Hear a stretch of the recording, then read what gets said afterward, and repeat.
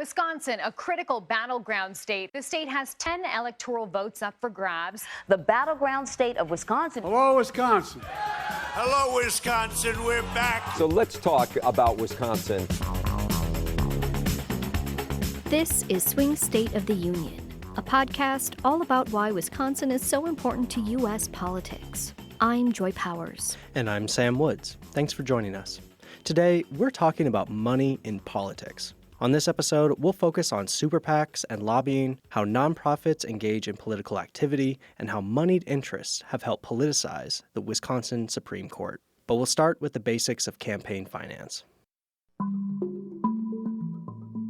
July 15th is a big day for politicians and candidates running for office this year in Wisconsin.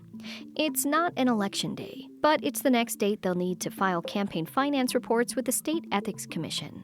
These reports include itemized lists of donations and what they spend money on, from renting office space to ads to gas money and everything in between. It's a basic part of running a modern campaign, and candidates owe this regular accounting headache to the creation of the Federal Election Commission, or FEC. After the Watergate scandal brought to light campaign finance abuses in the 1972 presidential election, the FEC was created to administer these reports and enforce campaign finance law. Sarah Briner is the research director at Open Secrets, an organization that tracks money in politics. She notes that while these reports don't end all campaign finance abuses, they are an important start to understanding what or who is influencing politicians. Even the basics of politics, even the general finding that, the local real estate developer down the street contributed the maximum amount to one of the party candidates running in your district, that is useful information to most voters because they know to whom the politician may ultimately be beholden. Once candidates have campaign contributions in hand, typically they will spend it on day-to-day campaign operations and media ads. Briner explains that there are certain things candidates can't spend money on. You can't, spend it on your own personal happiness. Like you can't use it to fund a vacation to Mexico. That is considered to be misinforming your donors and is sort of a fraud consumer protection issue. Candidates certainly use the money for self-improvement. You'll see candidates putting like haircuts and whatever on their candidate expenditures. But typically, it's mostly spent on media advertisements and so on. Individual donors are only the beginning of the story. Political action committees, or PACs, are groups of donors usually affiliated with a corporation, union, or nonprofit that collect donations and give those funds to a candidate or a campaign. These groups have formally existed since the 1940s. But in 2010, two court rulings would upend decades of precedent regarding money in elections: Citizens United and Speech Now. Citizens United v. FEC was a case brought to the U.S. Supreme Court regarding campaign finance laws.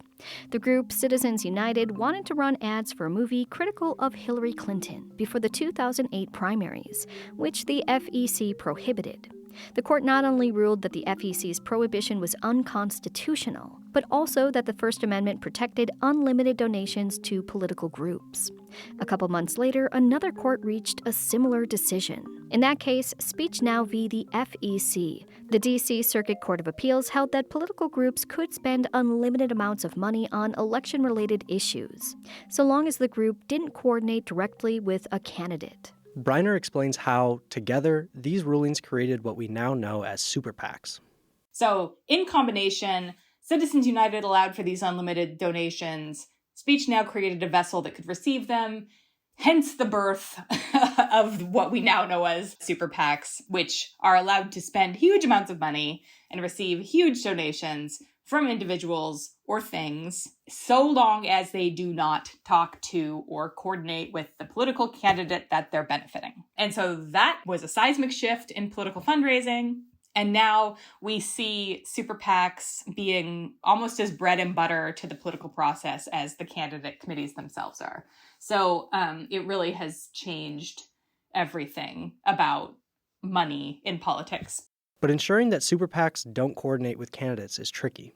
In Wisconsin, Fix Washington PAC is a prime example of this. It's supporting Wisconsin U.S. Senate candidate Republican Eric Hovde. The interesting story behind Fix Washington PAC is that it's a super PAC supporting Eric Hovde and is funded almost entirely by Eric Hovde's brother, Stephen. So that is an interesting and unusual situation because it really starts to beg the question of whether or not your brother can coordinate with you. Is that coordination restriction? Like they're not allowed to talk? Does that make sense in that kind of a situation? It's pretty messy, and I think a lot of people raise their eyebrows when they see this, but that's the state of play right now. And it's not just Hovde. Briner explains that these kinds of eyebrow-raising arrangements happen all the time, with candidates and super PACs sharing staff, office buildings, or even the same treasurer. So, I think that legally, there's still some difference of opinions, perhaps, in what coordination looks like specifically. I will say that I haven't seen much to suggest that it's enforced particularly well. After Election Day, money can continue to sway politicians. A lobbyist is someone who's hired for the purpose of influencing legislation. They can do that by formally meeting with a politician about an issue or even drafting legislation. The exact rules on what counts as influencing legislation vary by state. The key part here is that lobbyists are paid for this work. If you speak to a politician at a campaign event about issues you care about, you're not a lobbyist. But if an organization pays you to talk to a politician about that issue, you are a lobbyist. For example, a teachers' union lobbyist may advocate for a school funding bill. A Chamber of Commerce lobbyist may push for tax cuts for businesses. Similar to campaign finance reports, lobbying is tracked. In Wisconsin, lobbyists must register with the Wisconsin Ethics Commission and track the hours they spend lobbying on issues. J.R. Ross, editor of WizPolitics.com, explains how lobbyists use their time and how money factors into the relationship between a lobbyist and a politician. Lobbyists can have input on how bills are drafted. They will submit their ideas. So that's one thing you can do. If somebody has written a bill that you don't like, you go in and talk to people and try and push back or knock it down. I mean, a lot of it is just basically meeting lawmakers. Lobbying groups and lobbyists also give money to lawmakers, but there are restrictions on that. So I can't go lobby on the budget in June of 2025 and give you a $500 check while I'm talking to you. That doesn't happen, or that's not supposed to happen. But there's a window every session where lobbyists can give donations, and they do. But lobbying groups and lobbyists don't buy public officials. I mean, you're not going to buy somebody for $500, but they'll return your phone call. That's true for both sides of the aisle, that if you've got somebody who is a financial backer, they want to talk about something, you won't necessarily do it, but at least listen to them. That's just kind of how it works. Campaign finance and lobbying are only part of money's influence in politics. 501c3 nonprofits also play a role. They cannot donate to campaigns, but they can fund other types of political action. The Bradley Foundation is a 501c3 nonprofit based in Milwaukee that funds organizations throughout Wisconsin and the nation. Some of its philanthropy is nonpartisan, including contributions related to the arts, especially in Milwaukee. But in 2016, leaked internal documents showed the Bradley Foundation's concerted effort to build a network of conservative organizations in Wisconsin and export that model to states across the nation. This has been a major factor in Wisconsin's move toward political polarization. Dan Bice is the watchdog columnist for the Milwaukee Journal-Sentinel, and he got a hold of these documents and wrote about them in 2017. He joins us now to talk about the groups the Bradley Foundation funded and their efforts to turn Wisconsin red.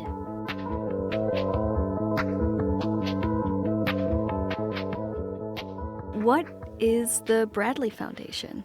It's probably the most powerful entity in Milwaukee that you've not heard of. It was a couple of brothers who had some money and they decided to set up a foundation. It started to really take off in the 80s. Today, it has a portfolio of about $1 billion.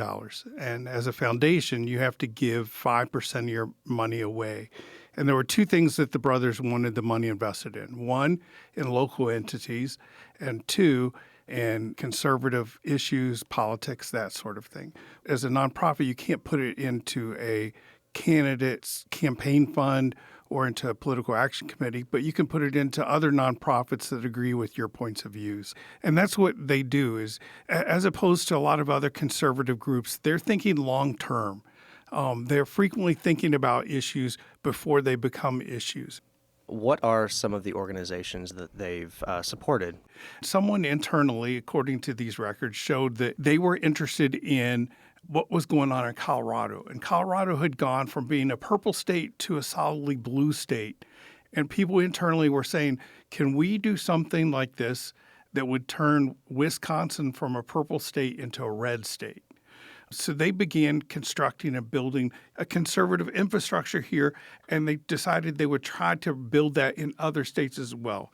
Some of the organizations they have now, the Badger Institute, the McIver Institute, which is in Madison, those help frame issues. Both of those help decide what the issues are and what people should be talking about. Wisconsin Institute for Law and Liberty, probably the most successful group that they have set up in the state. It's a legal group with about 10 attorneys, and they sue over a number of issues.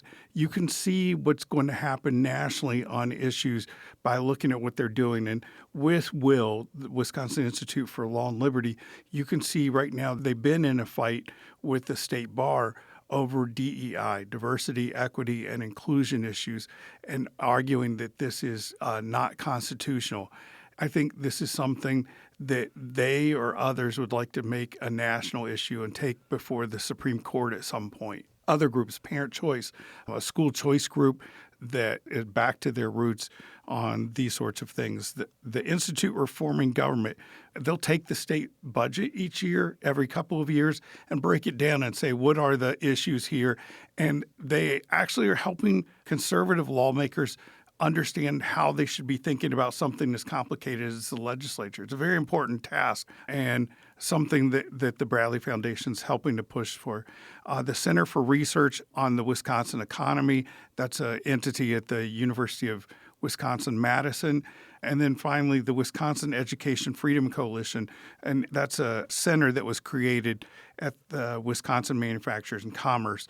So they have about $1 billion in assets, and they have to give 5% away each year. And so you're talking $50 million annually that they pump into the system, and they have, elaborate records on who they've given to in the past, and they're very open about who they give money to. So how does the Bradley Impact Fund fit into this network? The Bradley Impact Fund is not connected to the $1 billion that they have. In political jargon, it's a laundromat. Anybody can give money to it and recommend how they spend the money.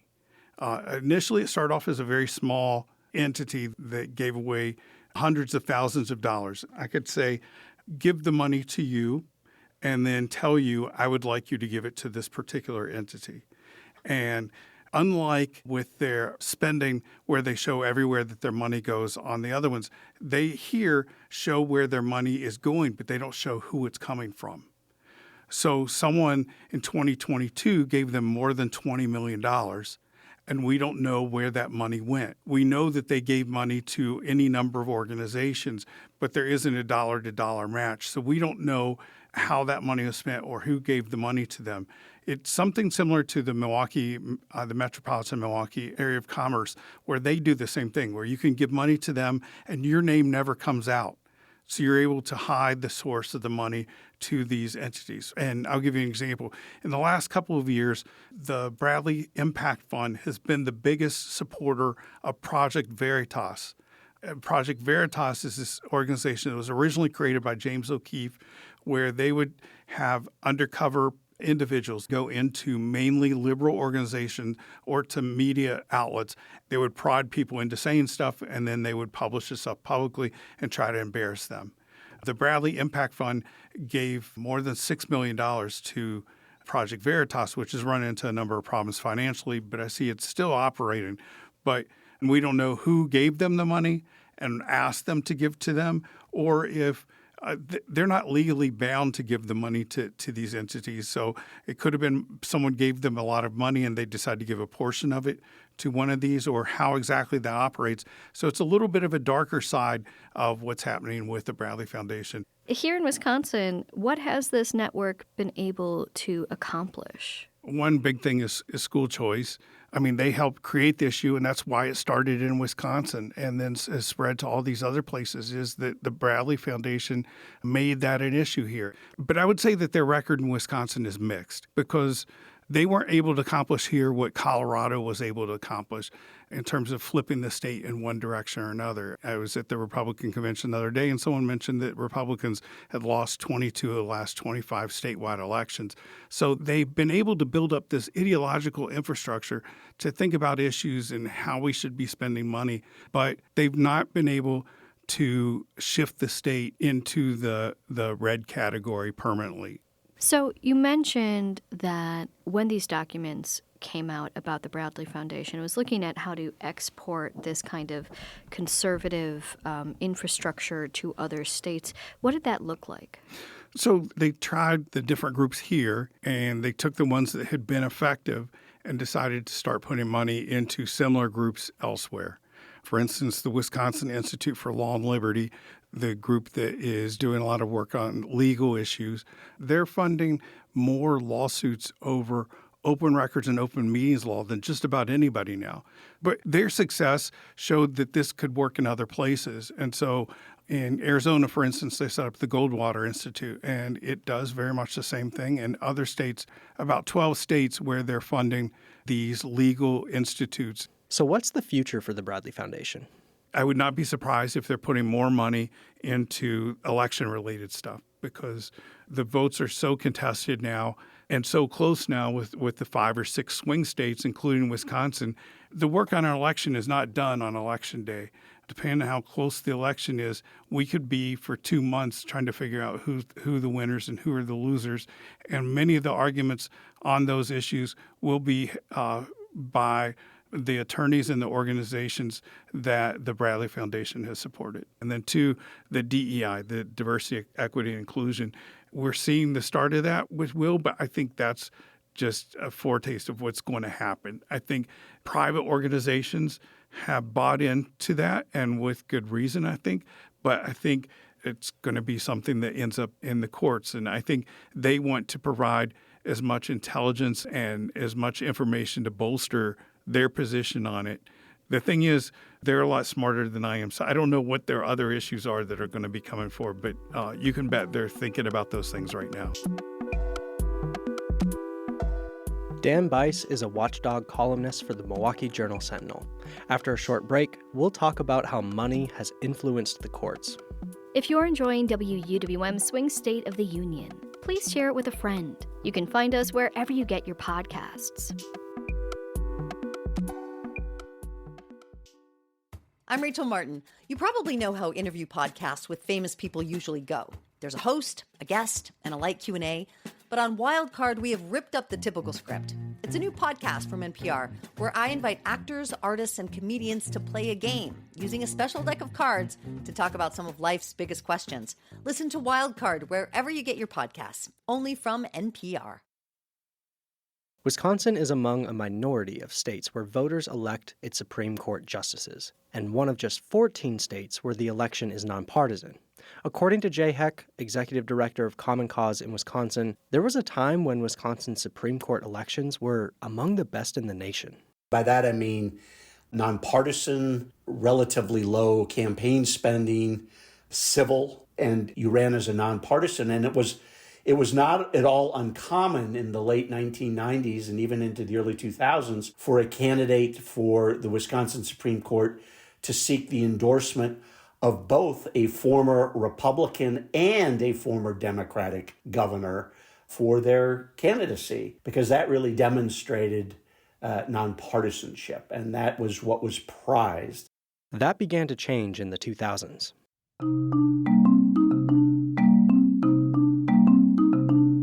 Heck says that powerful groups like Wisconsin Club for Growth and Wisconsin Manufacturers and Commerce fought to run issue ads.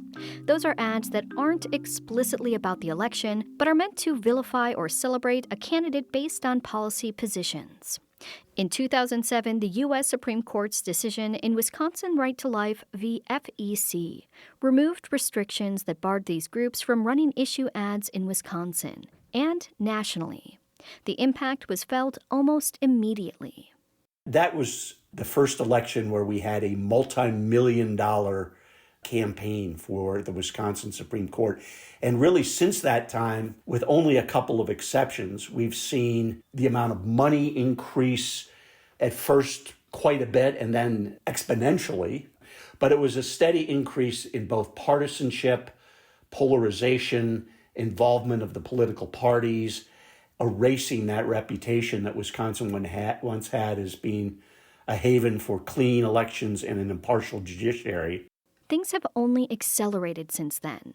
In 2023, Wisconsin had the most expensive and highly partisan state Supreme Court race in U.S. history, when then-Judge Janet Protasiewicz faced off against former Wisconsin Supreme Court Justice Dan Kelly. Money poured in from out-of-state funders. Jessie Opoyan covers state politics for the Milwaukee Journal-Sentinel, and she covered this race.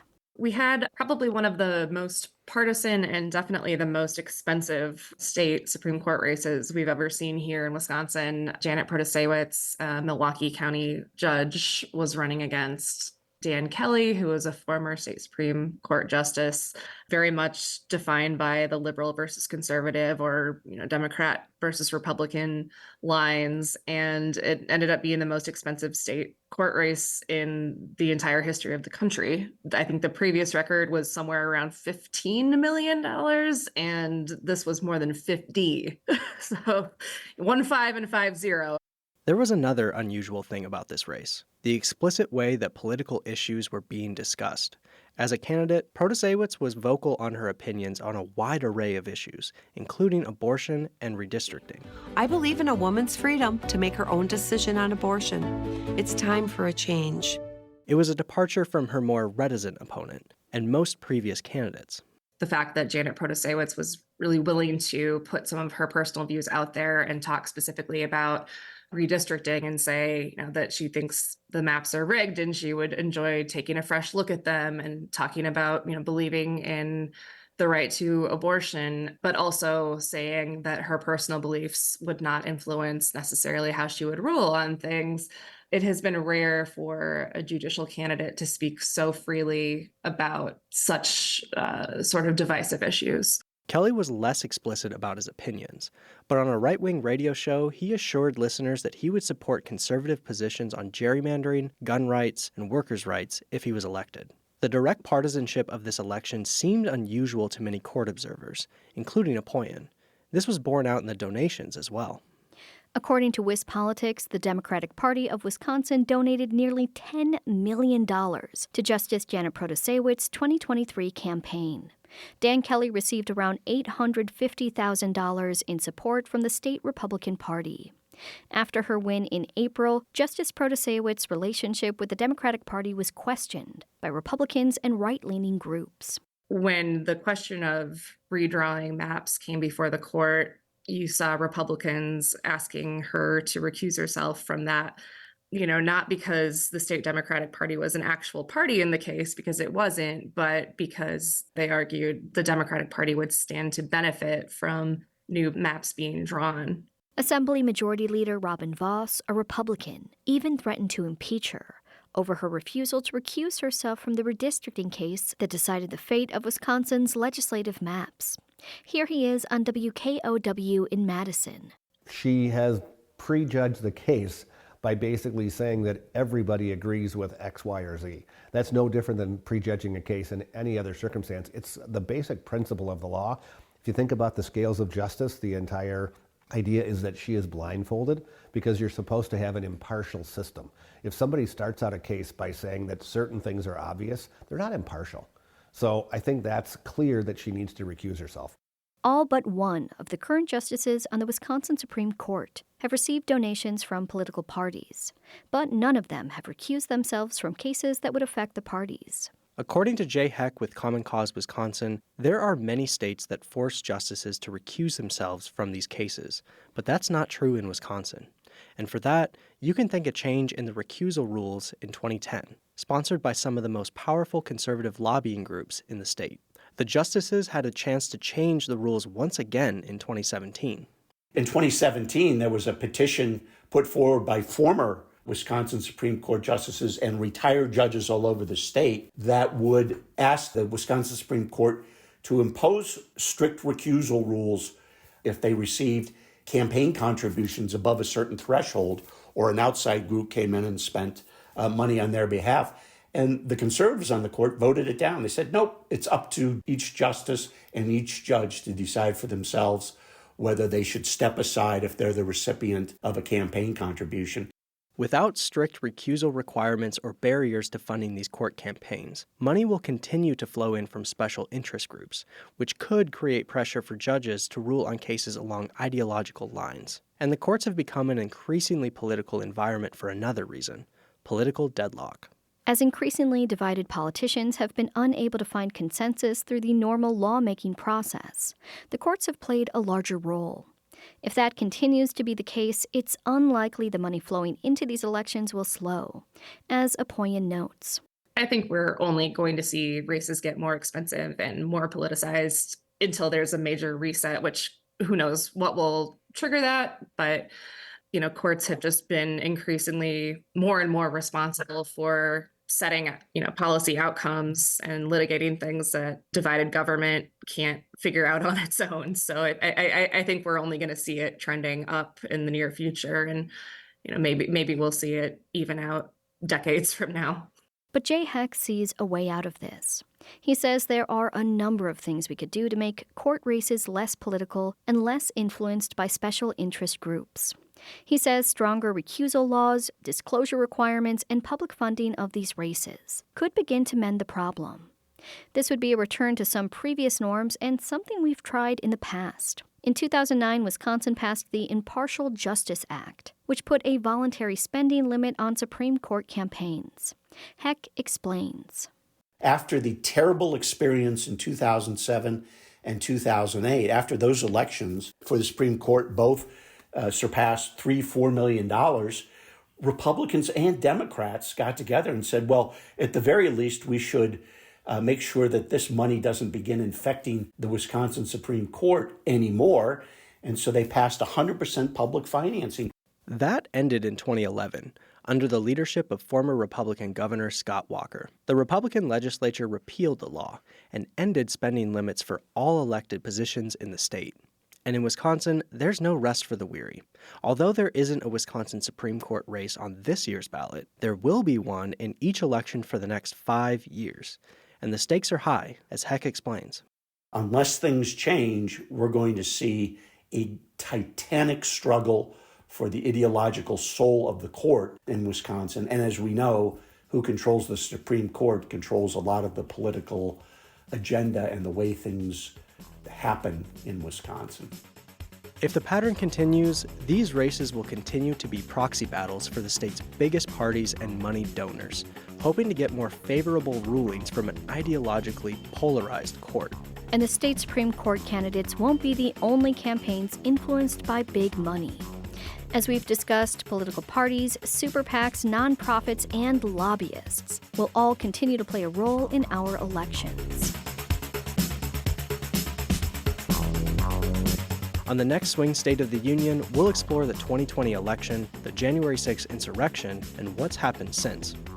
When you read that, it doesn't look like there was a belief that this was legally correct. It was more about just trying to win, and trying to preserve power and overturn an election. 2020, next time on Swing State of the Union. I'm Sam Woods. And I'm Joy Powers. If you're enjoying Swing State of the Union, you can join us for a live recording of the show in Milwaukee.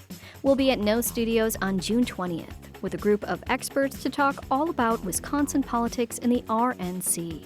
For more information, head to WUWM.com. Swing State of the Union is produced by WUWM Milwaukee's NPR, a part of the NPR network. Please subscribe to the Swing State of the Union podcast, wherever you like to listen.